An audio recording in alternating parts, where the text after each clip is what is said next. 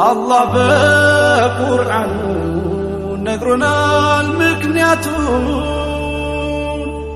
በጎሳ በቀደም ለያይቶ ነገር ከሙስሊም ተርመ ደግሞ መጥፋት ልንከራከርሽ አይደለም። የራስሽን እንደ አንድ ሙስሊም ከሞት በኋላ ህይወት አለ ብላ ታምናላችሁ? ምንድነው የምታገኙት? ህይወት ምን ይመስላል? ከዛ በኋላ ያለውን አስረጅት። ግን ጥያቄያችን ሌላ ነገር እሺ፣ ችግር የለውም። በመጀመሪያ የኛ ከሙስሊሞች ውጪ ማንም ገነት አይገባም። ይሄን ማወቅ አለባችሁ። የዘላለም ህይወት የሚያገኘው ሙስሊም ብቻ ነው። ከሙስሊም ሰው ውጪ የትኛውም ሰው ገነት አይገባም። አላህ Subhanahu Wa Ta'ala ይሄን በተከበረው ቃሉ ይናገራል። በሱረቱል በቀራ ላይ ክርስቲያኖች እና አይሁዶች እኛ የአላህ Subhanahu Wa Ta'ala ገነት እንወርሳለን አሉ። ይሄ ቲልከ አማንይሁም ይላል። ይሄ ከንቱ ምኞታቸው ነው። ሀቱ ቡርሃነኩም ነገራችን ላይ አንድ ሰው እንዳይናደድባት ጣልቃ እንዳትገቡባት እንደፈለጋት መናገር መብቷ ነው። አስቦኛ ሁላችንም የጃነም ናቸው። አካሄድ ግን አካሄድ ሊኖር ይገባል። ሪስፔክት ባለበት ነገር ነው መናገር። ሪስፔክት ይሄ እኔ ደስ ነው የሚለኝ። አሁን ልጅ ታውቃለህ ነው መብቷ ነው። ግን ሃይማኖቶችን በማይጨፈልቅ ነገር ትናገር። ዶንት ወሪ ፈልግሽን ተናገሪ። በዛራ ታግጀልሻለሁ። አመሰግናለሁ አጎቴ። እሺ ምንድነው አላህ Subhanahu Wa Ta'ala በመጀመሪያ ገነት እንደምንገባ ሱረቱል ጋፊር ላይ በሱረቱል ጋፊር ምዕራፍ 40 ከቁጥር 40 ላይ من عمل سيئة መጥፎ ስራን የሰራ فلا يجزى الا مثلها يعني እንትን እንጂ መጥፎን እንጂ አይመነደም። ومن عمل صالحا መልካምን የሰራ ደግሞ من ذكر او انثى ከሴትም ከወንድም ሆኖ እሱ መልካም የሰራ ሰው وهو مؤمن ሆኖ فاولئك እነዛ ሰዎች يدخلون الجنة ጀነት ይገባሉ። يرزقون فيها بغير حساب ያለ ሂሳብ አላህ Subhanahu Wa Ta'ala ሪዝቃቸውን ይሰጣሉ። በውስጡ ያለ ቁጥጥር ይመገባሉ ይላል አምላካችን አላህ Subhanahu Wa Ta'ala። በሌላም አንቀጽ ላይ ومن عمل የሰራ ሰው من الصالحات ከመልካም ስራ من ذكر او انثى ከሴትም ከወንድም وهو مؤمن እሱ ሙእሚን ሆኖ فاولئك يدخلون الجنة እነዛ አካላቶች ጀነትን ይገባሉ። ولا يظلمون نقيرا በተምር ፍሬ ያለችን ልጫዋን ትንጥየዋን ልጫን እንኳን ያክል አይበደሉም ማለት አምላካችን አላህ Subhanahu Wa Ta'ala። በሌላም አንቀጽ ላይ አላህ Subhanahu Wa Ta'ala በጣም ብዙ ቦታዎች ላይ ያሉ በነገራችን ላይ ጀነት እንደሚገቡ ሙእሚን ሴቶች እንዳለ ከገለጸ በኋላ ሙእሚናትና ምእመናን እንዳለ ከገለጸ በኋላ መጨረሻ ላይ እነዚህ አካላቶች ጀነትን ይገባሉ እያለ ይናገራል። የአላህ መልእክተኛ አለይሂ ሰላቱ ሰላም በሐዲሳቸው ምን ይላሉ? من لقي الله የተገናኘ لا يشرك به شيئا አንድም ነገር በአላህ ላይ ሳያጋራ ወይም ከአላህ ውጭ ሳያመልክ የሞተ ሰው شيئا ምንም ነገር دخل الجنة ጀነትን ገባሉ። ومن لقيه يشرك به دخل النار እያጋራ ከሆነ ደግሞ ከአላህ ውጭ ሌሎችን አማልክት እያመለከ ከሞተ ሰው ይሄ ሰውዬ ገሃነምን ይገባዋል አለ አላህ መልእክተኛ። ሌላውም ደግሞ በሌላ ሐዲሳቸው በሰሂህ ቡኻሪ ቁጥር 26 ላይ ምን ይላሉ? በሰሂህ ሙስሊም ቁጥር 26 ላይ አንድ ጊዜ ይችን ልጨርስና ገነት እንደምንገባ ልጨርስና ከዛ በኋላ ምንድነው የምናገኘው እዛ ገነት ውስጥ ከገባን በኋላ ምንድነው የምናገኘው የሚለው ደግሞ እነግርሃለሁ።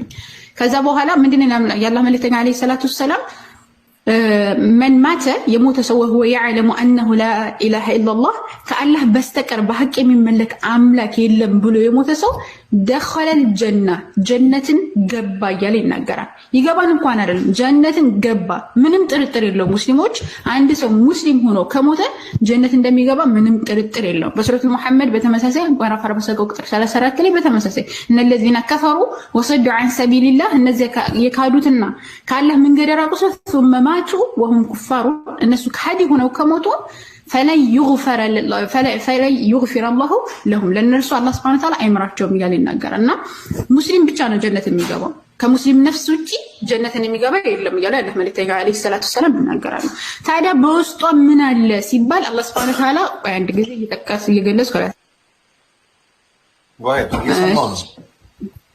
يجلس የመጀመሪያው በነገራችን ላይ ሙስሊሞች ገነት ገብተን የምናየው የመጀመሪያው ትልቁና ዋነኛው ጸጋችን አላህን ማየት ነው።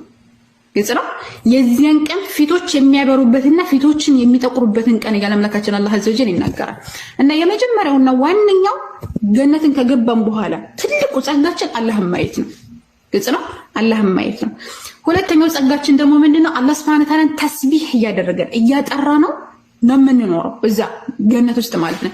ይሄ ከዚህ ዱንያ ላይ የሚባለው ይሄ እንትን ከመቀመጫዎች የሚወጣ ምናምን እንደዚህ ቆሻሻ ነገራቶች ከውስጣችን አይወጣም። ለምሳሌ አክታ ሊሆን ይችላል፣ ሽንት ምናምን፣ ሰገራ ምናምን የሚባሉ ነገራቶች በፍጹም ጀነት ውስጥ ከገባን በኋላ እነዚህ አይወጡም። ስንገባ ራሱ አምላካችን አላህ Subhanahu Ta'ala በጣም ውብ አድርጎን ሴቶች በ25 ወንዶች ደግሞ በ30 ዓመታቸው ነው የሚገቡት። ወጣቱ ነው ማለት ነው። ወጣቱ ነው የሚገቡት። ሌላ ደግሞ የምንረዘቀው ትላልቅ ሪዝቆች አሉ። አላህ Subhanahu Ta'ala ያስቀመጣቸው መብላት መጠጣት የሚባሉ ነገራቶች አሉ። መብላት መጠጣት የሚባለው ነገር ግን የዱንያን የሚመስል ሳይሆን አላህ Subhanahu Ta'ala ያዘጋጀው። ለምሳሌ የሚፈሱ እንትኖች የሚፈሱ እንዳለ ይናገራል። ከማር ከወተት እነዚህ ነገራቶች የዱንያውን በስም እንጂ የሚመሳሰሉት የአኺራው በጣም አላህ Subhanahu Ta'ala ለኛ ለምእመናን ብሎ የፈጠረው እንደሆነ እናምናለን። መጋባት የሚባለው ነገር አለ። አላህ Subhanahu Ta'ala ይሄንን የሚነግረናል።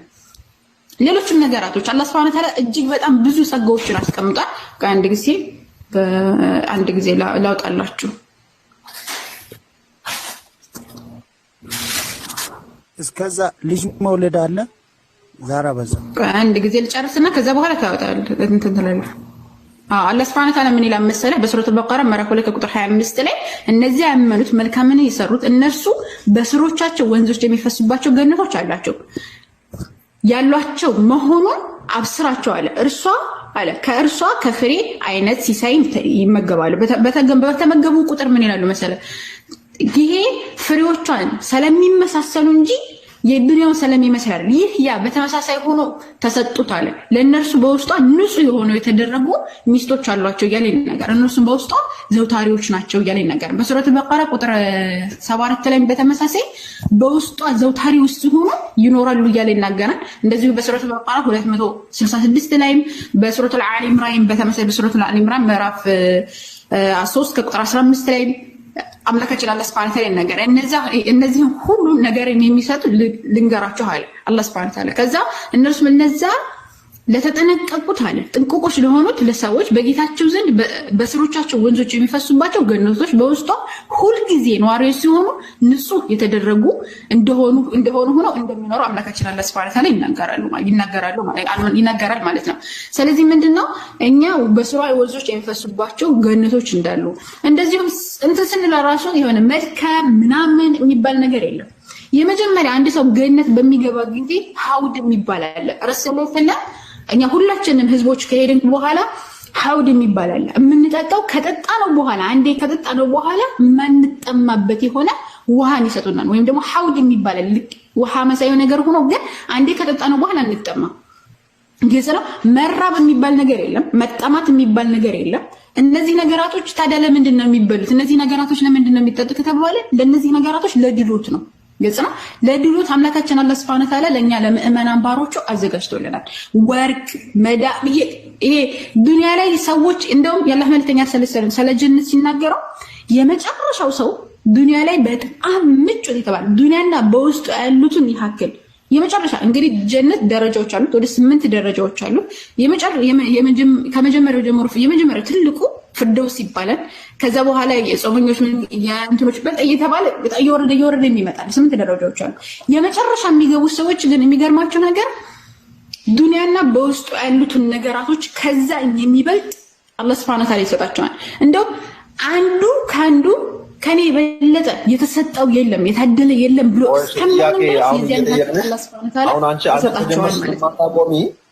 አንቺ ከጀመርሽ ስለማታቆሚ አሁንም ወደ አንቺው ነው። ግድ የለም ሌላ ሰው አጣበቃ አይገባም።